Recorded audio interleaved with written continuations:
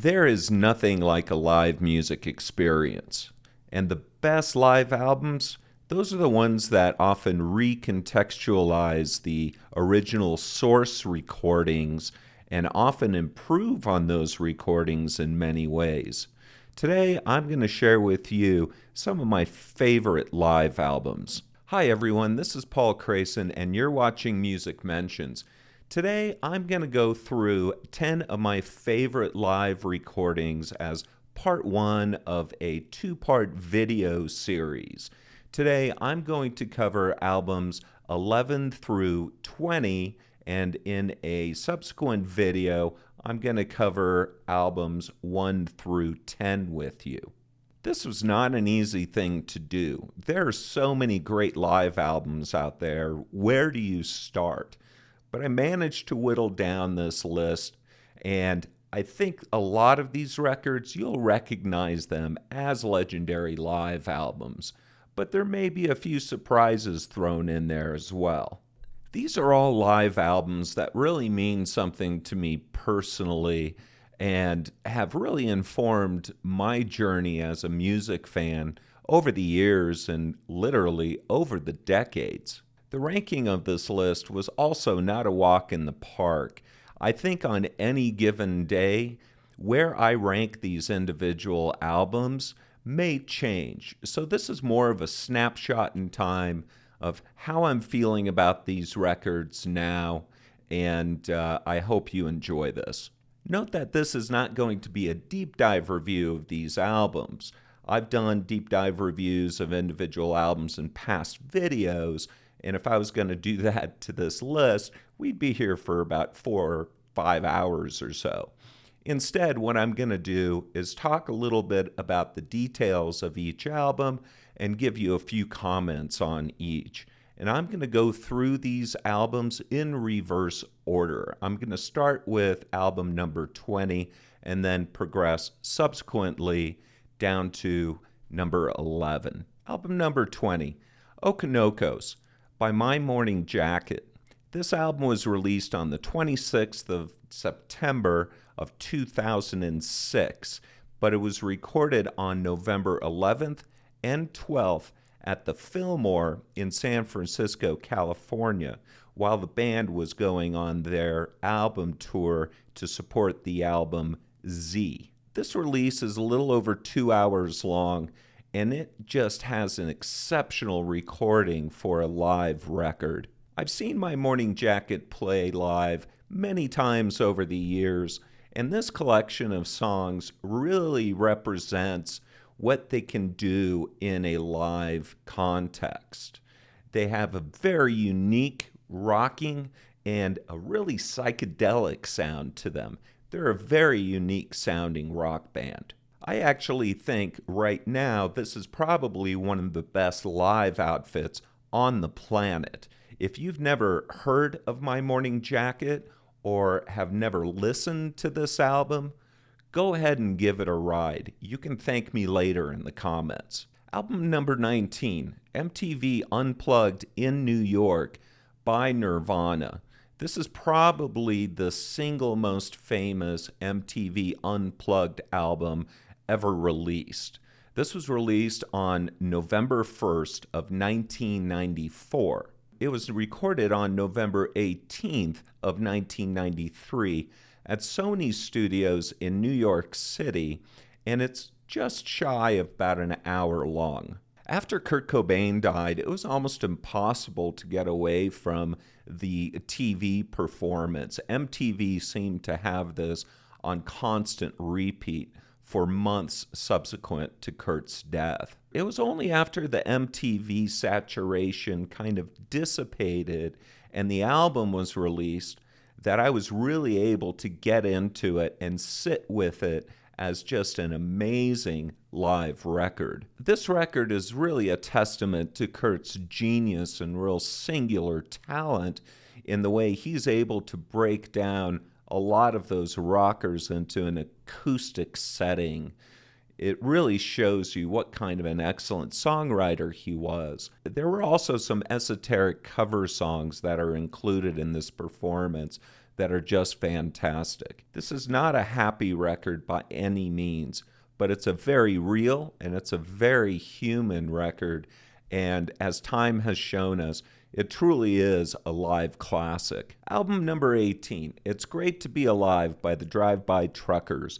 This album was recorded on October 30th of 2015, so it's one of the more recent live albums on this list. It was recorded over a 3-night run on November 20th through the 22nd of 2014, and it also was recorded at the Fillmore in San Francisco, same as Okonoko's. This is a sprawling rock and roll record with 35 songs that last over 3 hours long and really feature this band at the peak of their powers. It shows that the Truckers know how to write great, lyrically smart songs and be able to translate those songs on a live stage with a lot of emotion and a lot of energy. This album is a great introduction if you've never listened to what I consider to be one of the best American bands of the 2000s. Album number 17 is One More From the Road, the deluxe release by Leonard Skinner. This album was released on September 13th of 1976.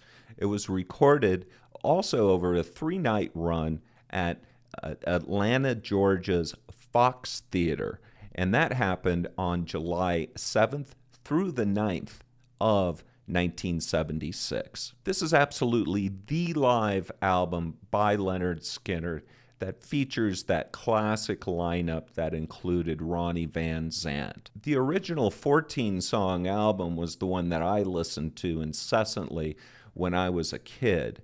But in 2001, there was a deluxe version of this album that was released, and it included 10 additional songs. So that bumped up the tally to 24 total songs at around 2.5 hours running time. I think this deluxe version of the album is now really the definitive version. It expands on the original album in a lot of ways, and it throws in a few tracks that may not have been as famous as tracks on that original release. Not only does this album include the definitive live version of the classic Freebird, but it also plays as an almost greatest hits album for the band. There are a lot of famous tunes in this one. The playing and the musicianship are simply outstanding. As a guitar fan, I just love hearing those classic riffs and those extended solos and just swimming in them. Really, really fun. Album number 16 is Live Bullet by Bob Seger and the Silver Bullet Band.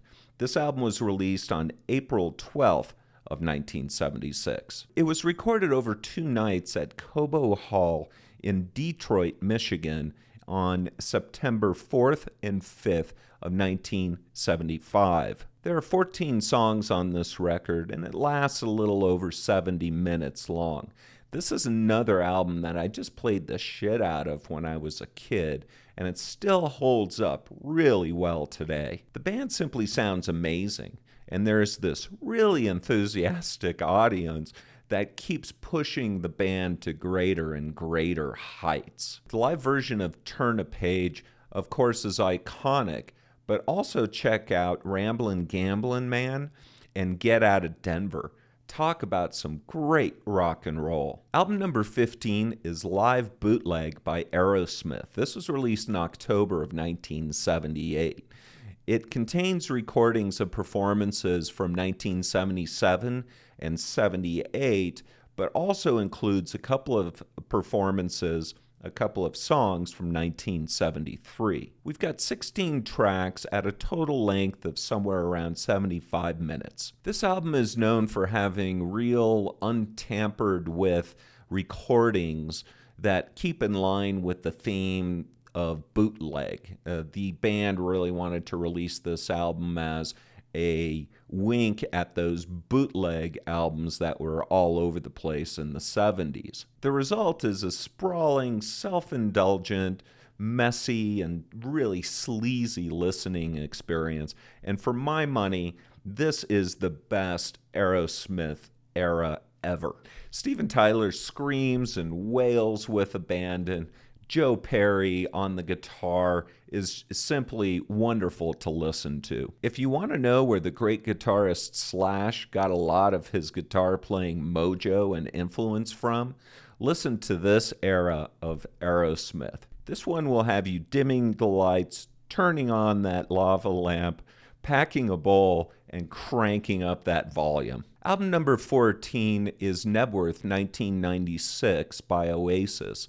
This is the first British band we've run into on this list, and it also happens to be the most recent release on this list. This album was released on November 19th of 2021, but it was recorded on October 10th and 11th of 1996 in Nebworth, England. This release coincided with and followed the release of a film documentary about these shows. There are 20 songs here, and the album runs about an hour and a half in length. This was really Oasis at their peak popularity in Great Britain when they were all over the airwaves, the charts, and the tabloids as well. The energy really leaps out of the speakers, and Liam Gallagher's sneery voice is simply in top form here. It's a big, bombastic live recording, and it really gets over the sheer size and the scope of these shows.